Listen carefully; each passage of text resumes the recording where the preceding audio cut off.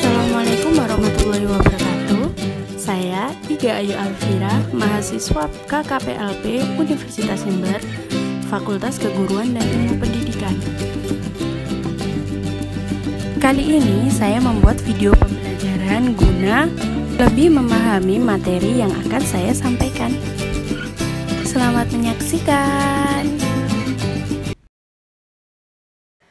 Assalamualaikum warahmatullahi wabarakatuh. Berjumpa lagi dengan saya, Ibu Iga. Hari ini kita akan membahas materi tentang inflasi. Ada yang tahu inflasi itu apa? Yap, benar.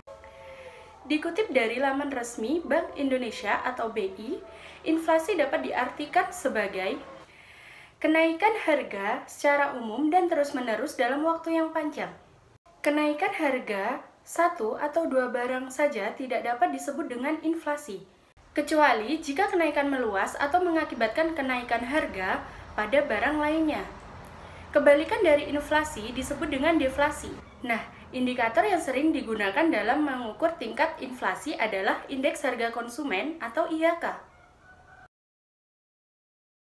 Kemudian, faktor-faktor inflasi. Inflasi dapat terjadi apabila uang beredar terlalu banyak, sehingga masyarakat makin ingin membelanjakan uangnya.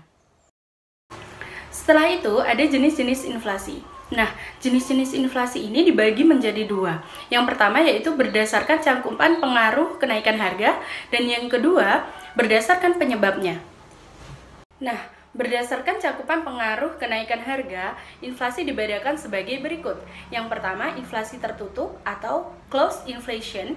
Yang kedua, inflasi terbuka atau open inflation.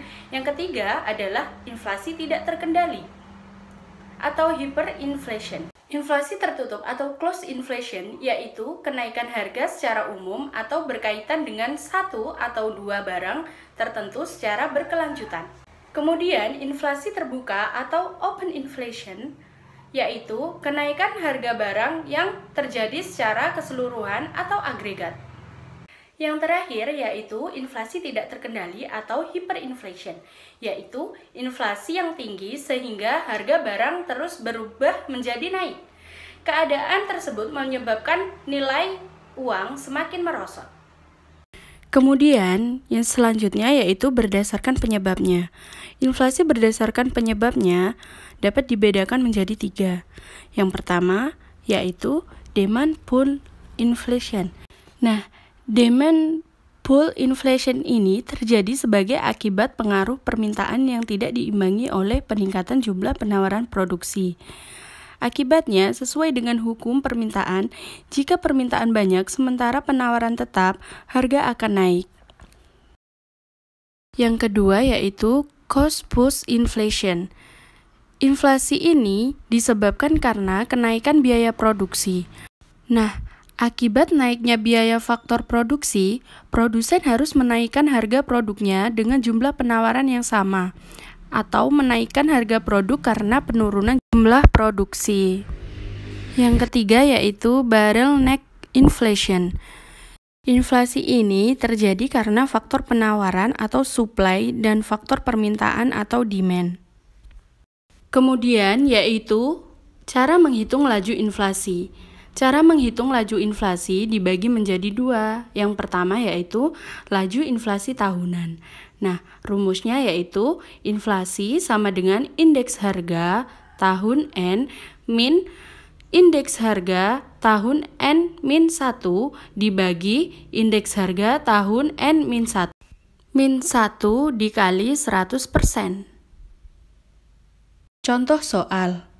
Negara Y mencatat indeks harga konsumen tahun 2019 sebesar 139,20 dan indeks harga pada tahun 2020 sebesar 145,96.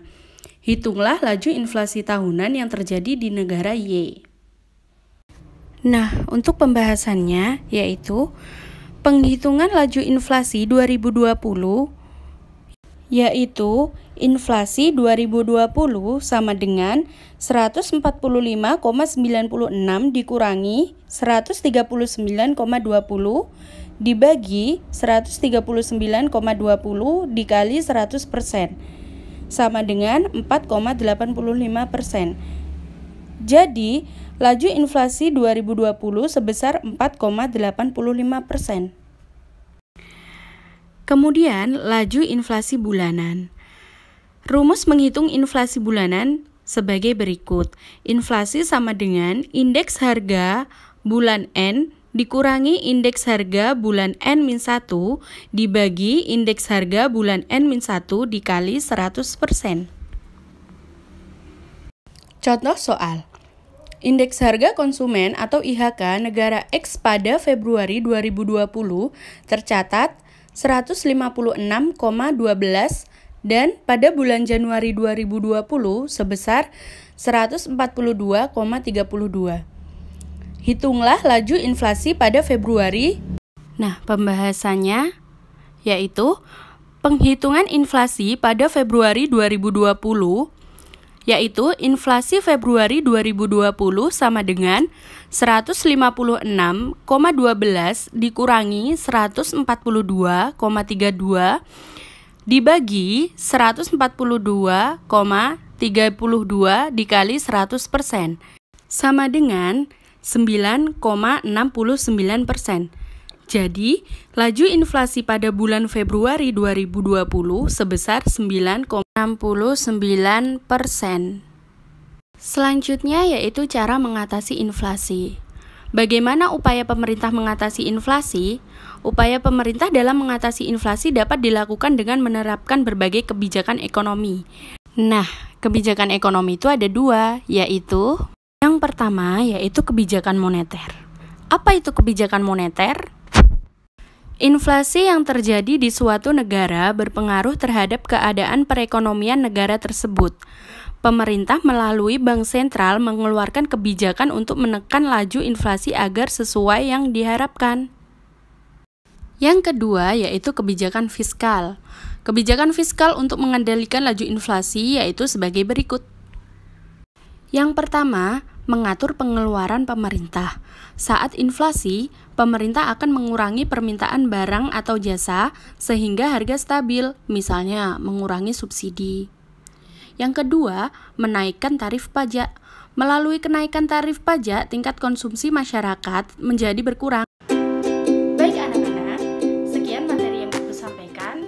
Kurang lebihnya mohon maaf. Sampai berjumpa di minggu depan. Terima kasih. Wassalamualaikum warahmatullahi wabarakatuh.